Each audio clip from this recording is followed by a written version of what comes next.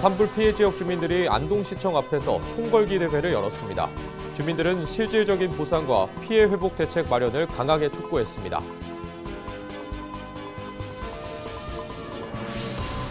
경주시 동천동에서 황성동 옛 철길 건널목까지 경주 도심을 관통하던 폐철도가 시민 산책 공간으로 재탄생했습니다. 도시숲 조성 사업이 본궤도에 오를 전망입니다. 경주시가 자체 개발한 물 정화 기술이 에이펙 정상회의 이후 국내외 기관의 주목을 받고 있습니다. 환경부, 지자체, 국제교육기관 등이 연이어 경주를 찾았습니다. 세움교육협동조합이 느린 학습자 청년들에게 맞춤형 교육을 제공하고 자립적인 삶을 설계할 수 있도록 지원하고 있습니다. 미니인터뷰에서 박호일 이사장을 만나봅니다.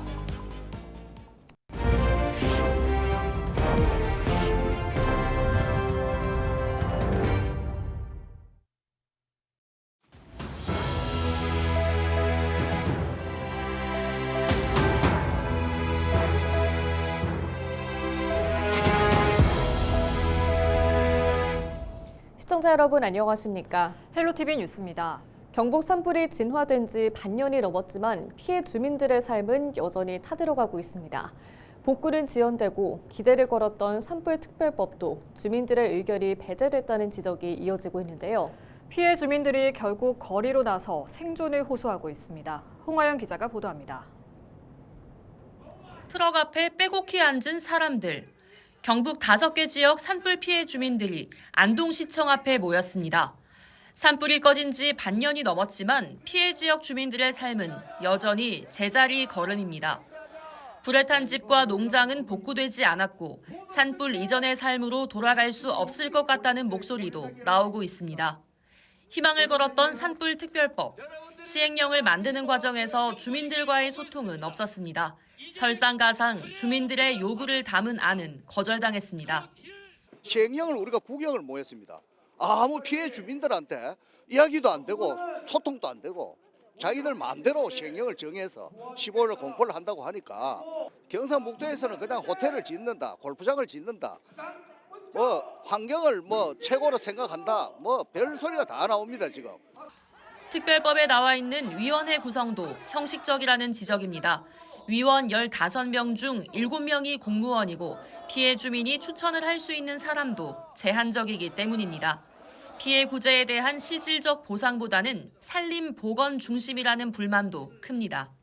그 피해 보상 단가들이 현실과 맞지 않는 부분이 많습니다. 이번 산불특별법은 특별히 피해가 컸기 때문에 재건위원회라든가 산불특별법 시행령 제정 과정에서 실질적인 지원 보상이 될 수 있도록 꼭 주민들과 함께 산불특별법이 용두사미가 되지 않도록 노력 부탁드리겠습니다. 정부는 오는 15일 구체적인 보상 범위를 담은 시행령을 발표할 예정입니다. 피해 주민들은 시행령에 주민들의 뜻이 반영되지 않으면 국회 앞에서 단식투쟁과 삭발투쟁도 불사하겠다는 입장입니다. 헬로티비 뉴스 홍하영입니다. 경주시가 동해 남부선 폐선 부지에 임시 산책로를 조성하고 도시숲 조성 사업에 본격 시동을 걸었습니다.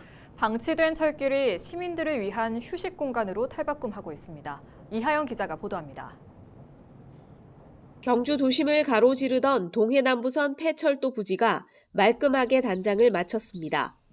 1918년 개통 이후 2021년 폐선될 때까지 100여 년간 경주 도심을 관통해왔던 동해 남부선. 열차 소음과 분진, 지역 단절, 폐기물 방치 등의 문제가 이어지며 주민들의 개선 요구가 꾸준히 지적돼 왔습니다. 경주시는 폐선 부지 약 3km 구간에 도시숲 조성 사업을 추진하고 우선 임시 산책로를 만들어 시민들에게 개방했습니다. 거기 기찻길보다는 산책로니까는 공기도 일단 좋고 그리고 여기 주위에 어르신들도 많이 계신데 나와서 산책도 하시고 저희도 시간 나면은 짬짬이 나와서 운동할 수 있고 긍정적인 것 같아요. 좋아요. 본 공사는 오는 2027년 착공될 예정으로 숲 중심의 산책로와 휴식 공간, 완충 녹지 등이 조성될 예정입니다. 경주시는 또 착공 전까지 야간 조명과 CCTV를 설치해 운영하고 꽃밭 등을 조성할 계획입니다. 동천 황성 도시 숲길 조성 사업은 철도로 동서가 단절되었던 도시를 동일한 생활권의 여가 공원으로 탈바꿈하는 융합적인 사업입니다. 울창한 도시숲을 조성하면서 산책로, 자전거 도로, 야외 광장과 옛 물길을 복원하여 도시의 환경 기능과 생태적 연속성을 강화하고자 합니다. 주차난을 해소해달라는 주민들의 요구를 반영해 황성동과 동천동에 980면 규모의 주차장을 구축하는 등 산책로의 접근성과 편의성을 높일 계획입니다. 헬로티비 뉴스 이하영입니다. 경주시가 자체 개발한 물 정화 기술이 에이펙 정상회의 이후 국내외 기관의 주목을 받고 있습니다. 환경부와 한국환경공단, 영남대 외국인 유학생 등 다양한 기관과 전문가들이 경주시 생활화수과를 잇따라 방문해 기술 설명을 듣고 시설을 둘러봤습니다.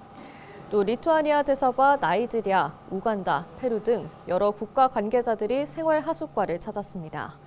경주시는 지속적인 기술 고도화와 기관 간 협력을 통해 물관리 도시로서의 역할을 강화해 나가겠다고 밝혔습니다.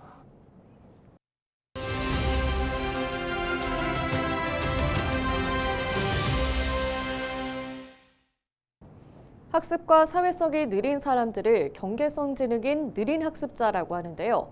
이들을 위한 맞춤형 교육을 제공하고 있는 교육협동조합이 있습니다.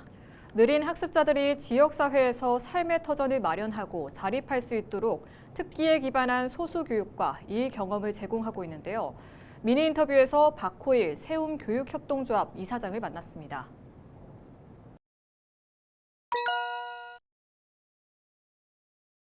느린 학습자, 아까 앞에서 말씀하셨던 경계선 지능인들을 위한 이제 용어들이 되게 다양한데요.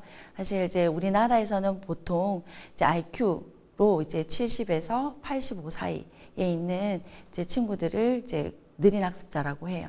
이제 69부터는 이제 지적 장애에 해당되고요. 이제 85 이상은 이제 일반 지능에 해당되는 친구들인데, 단순히 이제 그런 지능 지수로 얘기하기보다는 이제 배움의 속도가 단순히 학습의 속도가 느리다. 라는 것보다 학습도 느리지만 사회성과 인지 기능이 사실 속도가 조금 이제 다 달라서 맞춤형 교육이 필요한 사람들이라는 생각으로 이제 저희가 정의를 하면 좋을 것 같고요.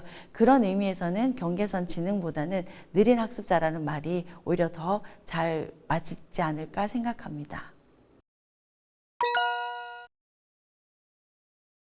저희 조합의 배경은 이제 처음부터 느린 학습자를 지원하겠다라는 이제 취지보다는 사실 학교 울타리 밖에 있는 우리 청소년들이 자신에게 맞는 교육을 제공받고 자신을 위한 그 삶을 설계할 수 있는 맞춤형 교육이 누구에게나 다 공평하게 평등하게 필요하다는 생각을 하게 되었습니다. 그 취지로 저희가 이제 조합을 설립했고요. 그리고 이제 그렇게 해서 지역의 청소년들을 많이 만나다 보니 이제 학교 울타리 밖에 있는 청소년들 중에서 사실 이제 이 친구들이 이제 느린 학습자인 경우들이 좀 많이 있었어요. 그래서 그 느린 학습자들이 이제 우리 지역에서 이제 살아갈 수 있는 삶터를 마련하는 것을 저희가 생각하면서 조합을 시작하고 지금까지도 우리 이제 청소년들이 청년이 되기까지 함께 조합 활동을 하고 있습니다. 저희가 활동을 하면서 사실 우리 느린 학습자 청소년 청년들이 있었기 때문에 저희는 더 맞춤형 교육을 잘할 수 있었습니다. 이제 우리 느린 학습자 청년들이 사실 다수의 교육보다는 소수의 교육, 그리고 자신이 잘하는 그런 특기로 맞춤형 교육을 제공받았을 때 실제로 일로서 연계하고 자신의 삶을 자립할 수 있는 기반을 잘 마련할 수 있었던 것들을 저희가 좀 배울 수 있었고, 그것을 기반으로 더 많은 청년들에게 그런 교육의 기회를 제공할 수 있었습니다. 그런 의미에서 보면 사실 이제 일의 경험들을 하는 청년들, 그리고 일을 배우는 청년들, 그리고 일을 하고 있는 청년들까지 다양한 과정을 하고 있는 청년들이 저희에게 있죠. 우리 청년들은 사실 과거에 이제 학창 시절에 뭐 경험했던 다양한 경험들이 있어요. 뭐 예를 들어 모르는 것들을 물었을 때 뭐 반복해서 모르는 걸 물으니까 친구들에게도 따돌림 당하거나 어른들에게 핀잔을 듣거나 이런 경험들 때문에 일을 배울 때도 사실 질문을 하거나 해서 일을 배우는 것들이 굉장히 망설여지는 청년들이 많이 있어요. 이제 그런 경험들이 청년회까지 지속되지 않도록 이제 그 삶의 경험들을 회복하고 일로서 자신을 세울 수 있는 경험까지도 이어질 수 있도록 하는 그런 맞춤형 교육을 세우면서 제공하고 있습니다. 지역사회 바라는 점은 저는 이제 일단 수성구 의회에서 사실 굉장히 관심을 많이 가져주고 계세요. 그런 정책적인 관심, 제도적인 관심도 너무 중요하고요. 그리고 이제 기업이 저희들에게 투자를 해주셔서 우리 청년들이 실제로 지역에서 살아갈 수 있는 삶터를 마련할 수 있는 것에 적극적인 관심을 가져주시는 것도 너무 필요합니다. 그리고 우리 주변에 늘 있는 우리 청년들 혹시 보신다면 또 알고 계신다면 세움으로 많이 연계해 주시면 저희가 더 큰 자리들을 마련하는 데 지역에서 애쓰도록 하겠습니다.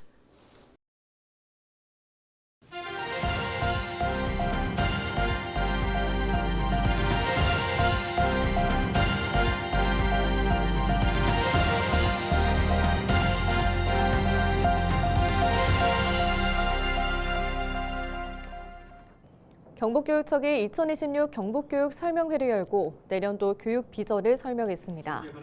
임종식 교육감은 이번 설명회에서 따뜻한 배움으로 모두가 성장하는 건강한 K-에듀 생태계를 핵심 비전으로 제시하고 아이들의 다름이 잠재력으로 발현될 수 있는 교육 환경을 만들겠다고 밝혔습니다. 또 안정과 존중이 있는 배움터, 질문하고 도전하는 주도적 인재, 인공지능 시대 맞춤형 미래교육 등 6가지 약속을 발표했습니다. 경북사회복지공동모금회가 산불 피해 지역 복구 지원을 위한 지정 기탁금 전달식을 개최했습니다. 이번 기탁금은 지난 3월 네트워크 마케팅 기업인 애터미가 기부한 100억 원 가운데 51억 6천여만 원으로 복합 커뮤니티 조성, 찾아가는 행복병원 운영 등에 쓰일 예정입니다. 48억 4천여만 원은 지난 7월 산불 진화 과정에서 희생 부상을 입은 분들을 위한 유가족 위로 지원금과 아동 양육시설 긴급 지원에 우선 사용됐습니다. 안동시가 2025년 제4회 추가 경정 예산안을 330억 원 증액 편성해 안동시의회에 제출했습니다. 올해 최종 예산 규모는 2조 3,780억 원으로 지난해 최종 예산 1조 7,980억 원보다 32.3%, 5,800억 원 늘었습니다. 안동시는 사회복지 분야에 4,400억 원, 농림해양수산 분야에 3,400억 원, 국토 및 지역개발 분야에 2,700억 원 등을 편성하며 이번 추경은 회복과 성장을 목표로 하는 2026년을 뒷받침하는 예산이 될 것이라는 설명입니다. 문화체육관광부가 주관한 2026 무작위 관광환경조성 통합공모 사업 중 안동시가 열린관광지 플러스 사업 부분에 선정됐습니다. 이번 선정으로 안동시는 국비 2억 5천만 원을 포함해 총 사업비 5억 원을 확보했습니다.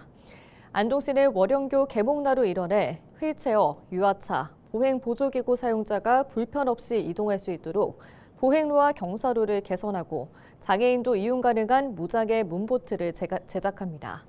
또 시각장애인과 청각장애인도 즐길 수 있는 감각체험 콘텐츠도 개발할 예정입니다.